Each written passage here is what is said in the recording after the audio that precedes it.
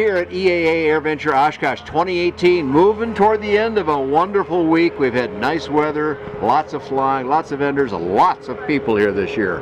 One of the things to come here and celebrate has been a big event for the company that we're currently talking to. This is Quad City Aircraft and the Challenger line. That if you don't know that, you just haven't been looking very long. This is how many years? Oh, let me introduce you first. My name's Dan Johnson. I'm speaking to Karen Altman. Correct. What's your current title with the company, Karen?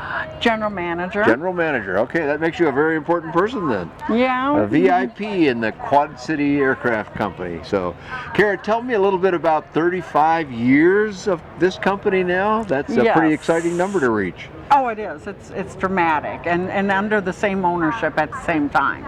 Is that right? Throughout all that period of time? Yes. That's fairly remarkable in any industry, but also in this light aircraft industry. Good for you. Mm-hmm. Okay, so 35 years of producing these aircraft. I got to ask you about how many Challengers are flying. Anywhere from 35 to 4,000. Okay, a big number I knew you were going to come up with there.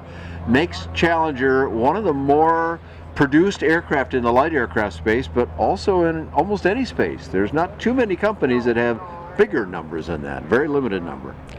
I like that. Yeah, that's been a long time. Now the aircraft has been very consistent for a long time. I'm looking over your shoulder here at this very nice production you got in your tent, and it looks essentially like the same aircraft I've been seeing for a number of years. Is that true? Yes, it is. There's been improvements over the years, though. Why don't you highlight just a couple of things that have been changed over the years that, and you've been with the company a long time, so you've observed a lot of these changes. Yes, I have. The main one is the XL65. And what does that mean?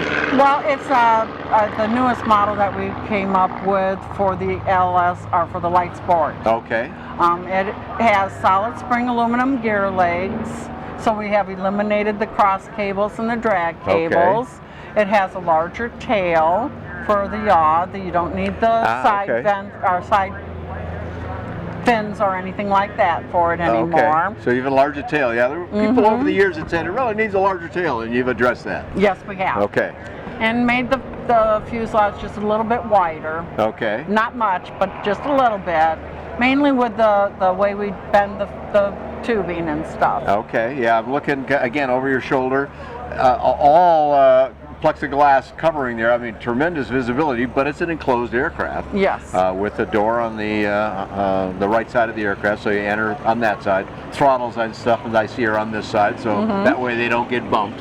Yes. That's pretty cool. But describe for me a little bit, Karen, the whole line of products that you're selling today. This one is sort of the top end one, I'm guessing. The XL65 is the top end. Okay, and then come down from there all the way through the line down to the smallest ones. We have the two-seaters, which is, you can get a long wing or a clipped wing. Okay.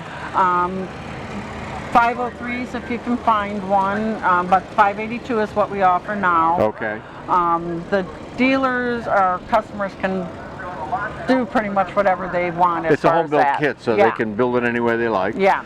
And then we have the single-seater, which is a long wing or a clipped wing. Okay. And then we also have the true 103. Okay, so basically from the 103 that makes that special provision where you need no pilot's license or registration numbers, all the way up to one that's a very deluxe model like this, two-seat tandem aircraft. Yes.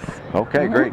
I want to ask you a little bit about building, because over the years I've become aware that the Challenger aircraft are substantially completed at the factory before the builder gets it. Now he's still got to do, or she has to do her 51%. Yes. But you've done all the hard work for people, haven't you? Basically, yeah, especially with the fuselage, because all the controls are rigged in it before it leaves the factory. The seat pans are in it. The frame is basically built. You just have to do a little bit of wiring for your instruments and other items that you might want to add to it. Okay. The wing frame is built. You just have to add the ribs to it and do the fabric work.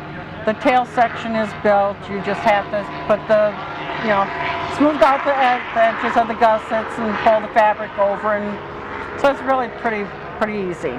So all those things you described are kind of time-consuming tasks, but not particularly challenging tasks. That is, in terms of getting things rigged just properly. You're doing that part for people. Yeah. They're doing the detail work, I'll call it. Yes.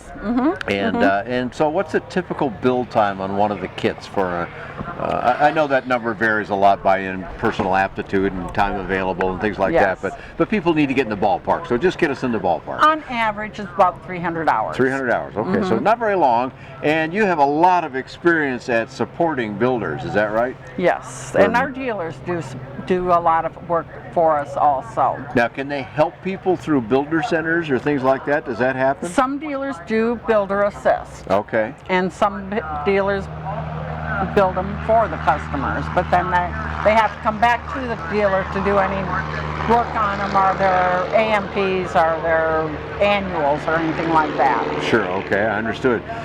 So the project is a fairly addressable one. All those airplanes flying have all been built from kits, so Yes. lots of people have done this. I imagine that those individual builders help each other to some extent too, is that right? Yes, they do. When you They got do. that many of them, there's going to be somebody not too far away that could say, oh yeah, I hear you're having trouble with this thing or that thing, there's always some challenges. Here's how I solve that problem. Does that happen? Yes, it does. Particularly up in Canada. We have 600 to 800 Challengers in Canada. Is that right? Wow. Yes, and that's they a substantial share of the total in Canada. So Yes, you've had it some is. strong representation up there over the years, Yes. haven't you? We generally, when we have our anniversary fly-ins down in Erie Air Park, we have anywhere from 3 to 7 Challengers fly down from Canada. Is that right? On floats. Is that on floats too yet? Okay, that's fun. So, and when you have that event, how many people show up for it? Oh, anywhere from 50 to 80 Challengers and other aircraft fly in That too. you're talking just aircraft there. Yes. And then people in the, I don't know. People drive in and everything. So there, I've seen pictures. There's a lot of people standing around looking at airplanes and making these kind of motions with their hands. I see that sort of thing going on, flying on the ground. Yes. All right, good stuff there. Well, a lot of great information about Challenger there. Let's direct people to a way they can get more information, or maybe just place an order or go from there. Where do we send them on the web, Karen? www.qcaircraft.com. There you go. Over the years, I think I've covered and flown most of the Challengers. Always love the way these aircraft fly. They're very easy to fly airplanes. And you can find all that and much more in the affordable aviation space on buydanjohnson.com. Thanks for joining Karen Oltman and myself here at AirVenture Oshkosh. Thank you.